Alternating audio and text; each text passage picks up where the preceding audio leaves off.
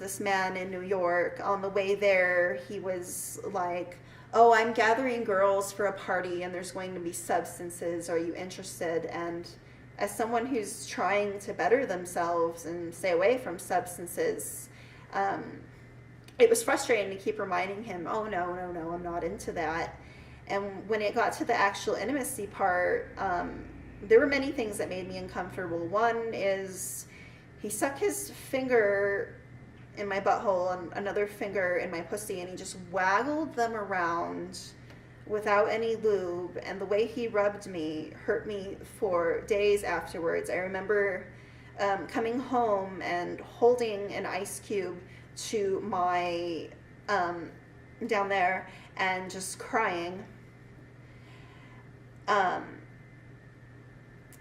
remember while he was penetrating me with his penis, while he was on top of me, he kept bumping my septum after I told him not to.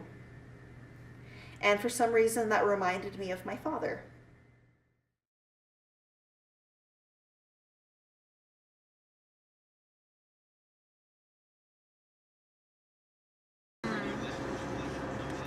It's been about 9 days since they discharged me. I technically had 17 days left of treatment, but they just had to discharge me early.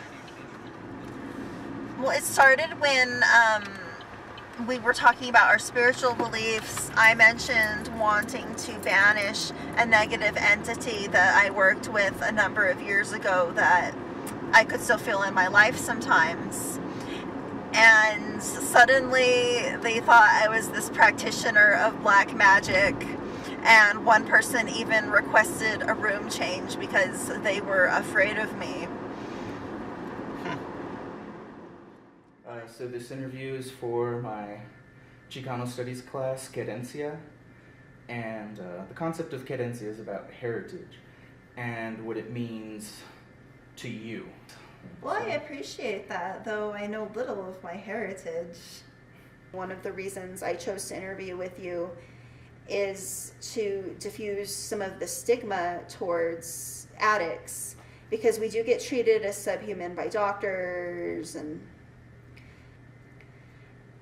it did have to do with not getting the right medical help here a long time ago. Like I said, my bipolar was untreated, and that's part of why I had to drop out of college. So I was using it to self-medicate for that. It did help with some of the sensory problems with my autism. For some reason, I felt like I was better in social situations and things were more comfortable. Turning to heroin also had to do with my maturity level, bad influences outside the home, and then sheer desperation and ignorance. There was an element of me using it to survive abuse. It was mostly emotional and psychological abuse. There was physical abuse until I started standing up for myself. Most of that ended after I initiated a CYFD case against my father when I was about 15. Okay. So yes, the abuse I suffered as a child left me with mental scars and triggers that carried into adulthood, but like, it's really not all my parents' fault. I can't imagine what it's like for them to be my parents. Like, there's no manual for this, and I'm not what they wanted or expected, yet they do still do things to help me from time to time. Another reason I think I liked heroin so much was I felt socially ostracized. I mean, I had friends, but Did you have friends that you used it with, or did you kind of venture into that by yourself? I mostly did it by myself at first. And again, I was desperate, I was ignorant. I just wanted something to feel better, even if for a little while. And at first, it's amazing. Everything feels like love. Everything's beautiful. You're fine with whatever is there, even if you don't like it. I've dabbled in various pain pills. I quite liked Dilaudid. I got a liquid vial of that, and I took one of my dad's diabetic needles, injected myself with a fair amount of it, and took a bath, and it was like being in the womb again. I had to drop out in either 2010 or 2011 for multiple reasons. Do you want to go into any of those reasons, or? It was a conglomerate of things. I mentioned the drugs. I started doing drugs when I was about 16. I started drinking when I was 14. I was experimenting with a lot of things that summer, and even that only semester I was at UNM. But more than the drugs, my fibromyalgia was starting to pop up. Worse bipolar symptoms were presenting themselves. And it was completely untreated. Like all they thought I had was depression and anxiety. I vaguely remember just being on Xanax and Klonopin at the same time. What term would you use? Client? I prefer the word client because it is a business transaction. And Okay. Do you remember your first one, or?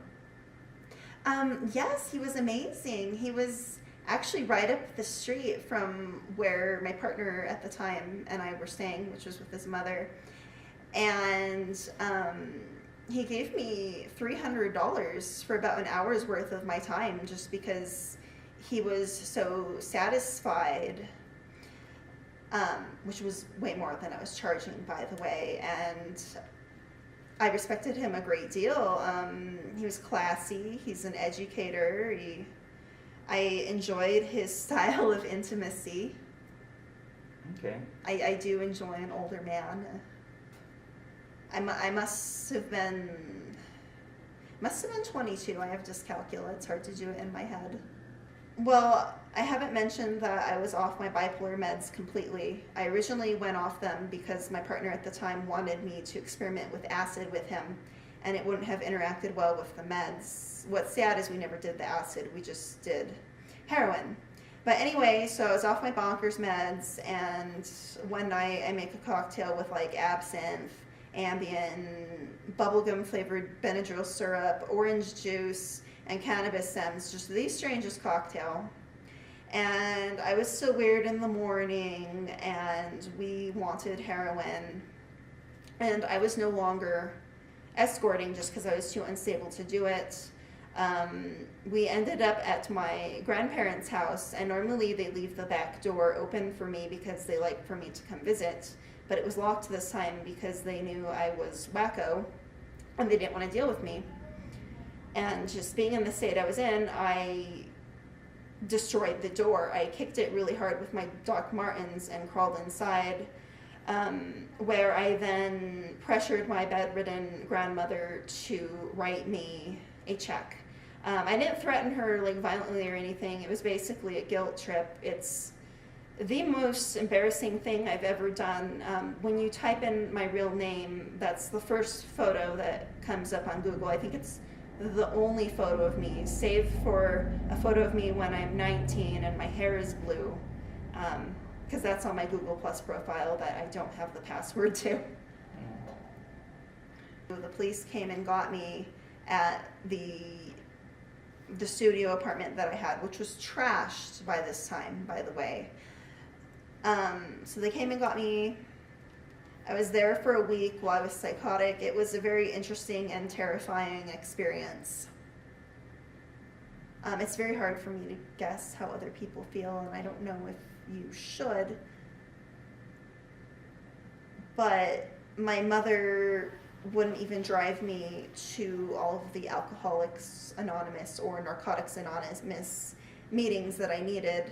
My plea deal about the breaking and entering thing was to go to 90 of these meetings to drop it down to a misdemeanor. So at least I don't have a felony. Thankfully, there were a couple friends who filled in, but she would just chastise me the whole way and complain about how inconvenient it was for her. I do appreciate that she did any of that at all. She could have just let me have the felony. But there was a point when I got my tax return and I left for a week. The middleman I talked about, he came and picked me up. I blew about $800 on heroin within a week for me and some of it for him. I overdosed just as the money ran out. It took me a while to come to terms with the fact that this was a suicide attempt. Because the night prior we had taken a bunch of Ambien and then went to pick up. And for some reason I asked him for just the thickest, sludgiest shot instead of something reasonable. Like I pointed to the bag we had picked up and I was like, I want half of that in mine. And because he must have still been tripping too, he agreed to it. Yeah, I woke up on the floor surrounded by paramedics. Luckily, I'm still here because there was Narcan around. It was the kind they squirt up your nose. Mm-hmm. An ambulance came and got me and took me to a hospital, which was totally unnecessary. Excuse me, because I was already revived. All I really did was throw up in a bag on the way there, and then while I was there, I texted some people. My father would not even come get me from the hospital. Luckily, they called me a cab.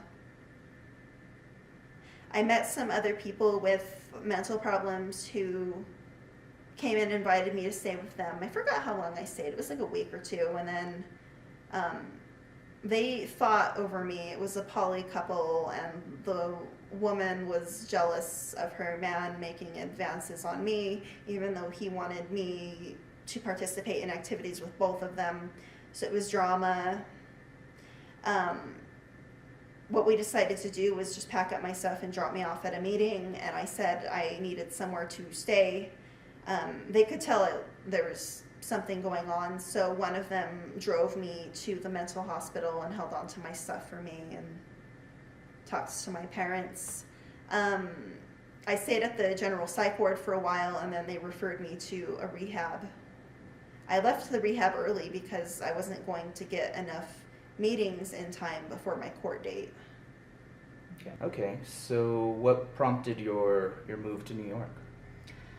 Ironically enough, my mother suggested it. She's been tired of dealing with me. I'm too much of a tax on her life, and she doesn't have the resources to deal with me. She has her own life. She can't just be driving me everywhere. And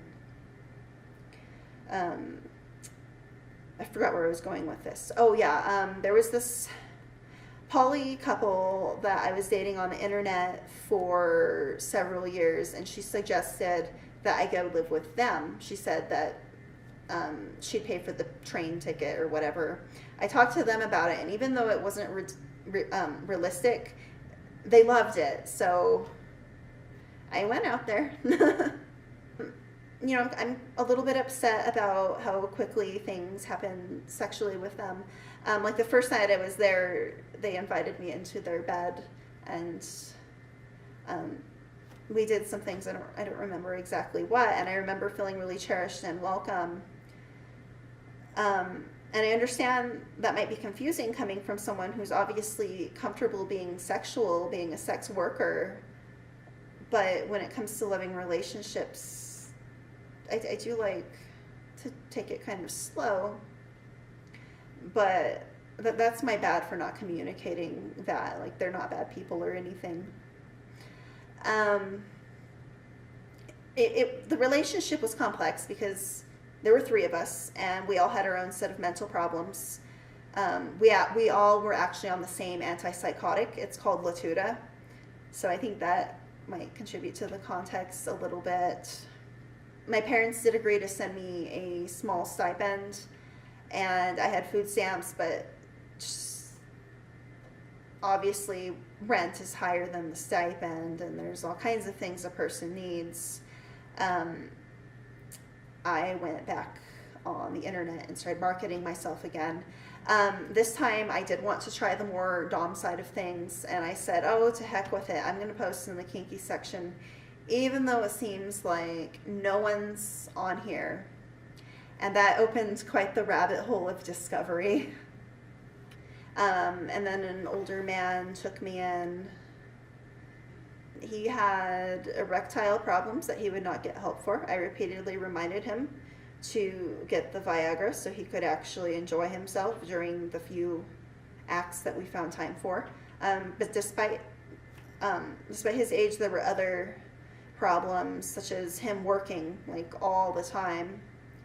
I did try to initiate sexual acts with him, and he often did not respond. So towards the end, he said something kind of mean. He said, "Oh, we're not in a relationship. You just live here." Even though I had tried hard to be good to him, he still let me do the kinky escort stuff. I don't feel right calling myself as a dom. I was more of an escort who was willing to do the weirder things. And during my sessions, absolutely, sometimes I felt very much like a dom. Like I had commanded that sense of respect that comes with that dynamic. Mm-hmm. But there were also sessions that were radically different.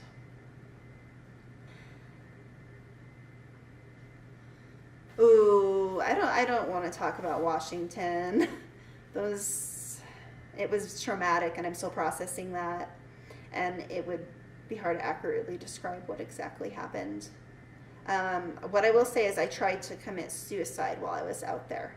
I swallowed an entire bottle of Ambien. I swallowed all the Ambien. One of the people I was living with at the time called 911, and an ambulance came and got me. I had to drink charcoal. I had like these sticky circular things on me that I don't remember them putting on me. I came pretty close to dying. I remember falling down the stairs. I don't remember the ambulance ride. I do remember being discharged. And one of the things that the person at the crisis center said was, when I talked about possibly wanting to commit suicide because I was afraid of relapsing into psychosis, he said, "Well, that's always an option." And like, that's true, but why would you say that to someone who's in such a bad place? It did not seem right. Sadly, they were not equipped to deal with me. There were some ridiculous reasons they had problems with me, and some legitimate ones. It was very saddening to realize that I'm 25 and I can't fit in someplace like that, though. Why wouldn't you fit in there?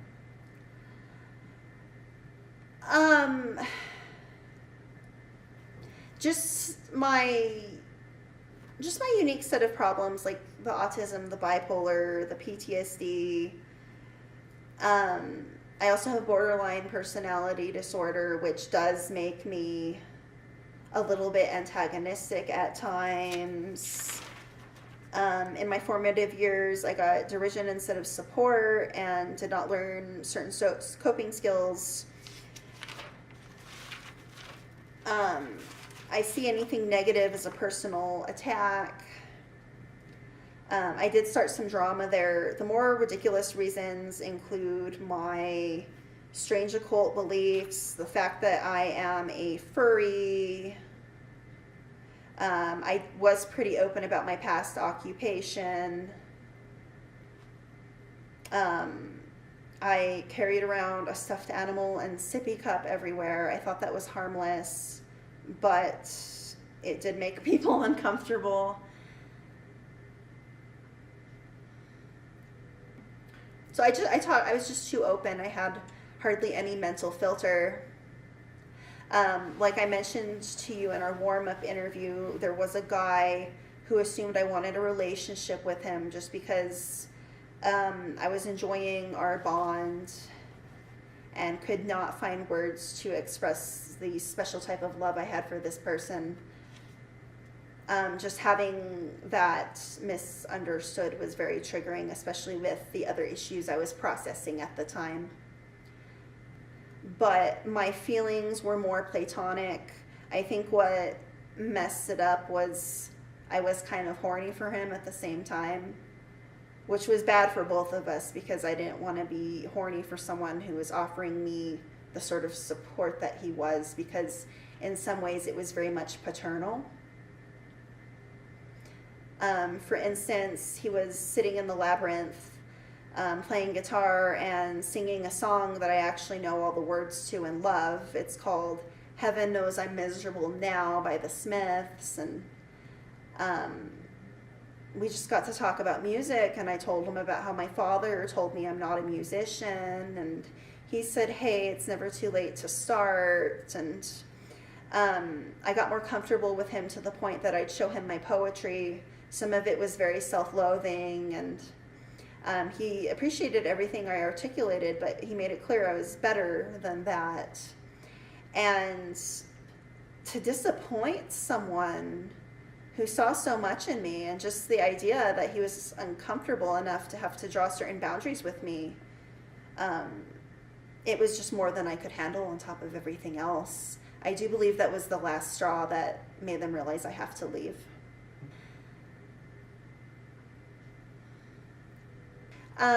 So the Healing Center let me go 17 days early than I should have, which was very upsetting and discouraging. I actually got the friend who told me to go to the Healing Center to score for me, because he had gone there for heroin and suicidality, but he was still using. So I went to his place. I had picked up a large amount because I had intended to commit suicide with it. The whole thing was unrealistic, though. I didn't know how I was going to get a needle or cook up that much, or where I'd do that where no one would find me. So it quickly turned into, oh, I just want to use because I feel like crap. And then another friend who likes to use saw some poetry I posted on Facebook and thought that I could use someone to hang out with. So he contacted me right at the greatest time. I said, oh, can I come stay with you? So I used with him for a while, and then the next day I went somewhere else. I've been doing research on a topic I'd like to write about. What's that? I would like to write about diapers, their ties with divinity, and how they can be applied in magical practices. So in other words, I'm going to write a thesis on diapers and the occult. Just because at first it started as me being so facetious and sarcastic, because those were two topics I brought up at the Healing Center that they did not like at all. And you still like to explore that? And yes, I thought there's got to be a way to combine the two. And when I'm finished, maybe I will send copies to my ex-therapists there. Admittedly, I'm into age play as well, which is part of why it came up. What is age play? It's a type of role-playing found in the BDSM community where sometimes you act younger than you really are. I identify more as a little than an actual age player, because I have no specific age that I'm being, but I connect with childlike objects such as stuffed animals, pacifiers, crayons, kid shows. Like, I love nurturing my inner child, and I like feeling safe with someone while I'm doing that.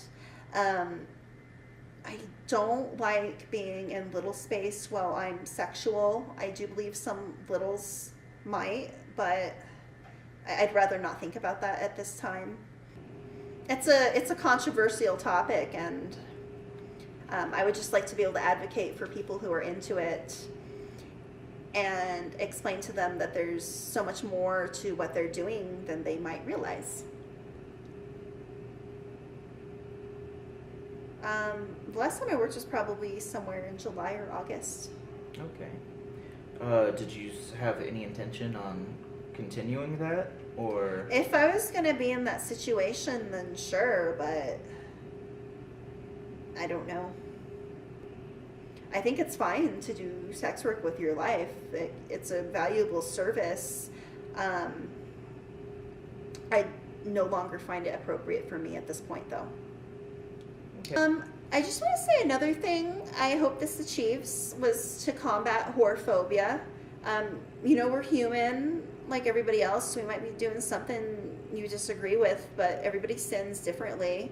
I don't like how if you're convicted as a sex worker, you're discriminated against if you try to pursue other jobs. Like, I think there's even grocery stores that will tell you no if you did that.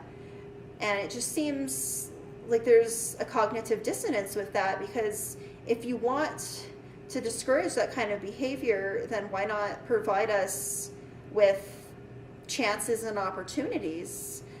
The same thing goes for addicts. And then I mentioned how addicts are treated poorly by doctors. If you admit you're a sex worker, you don't know how the doctor's going to react. Sometimes they're quite rude.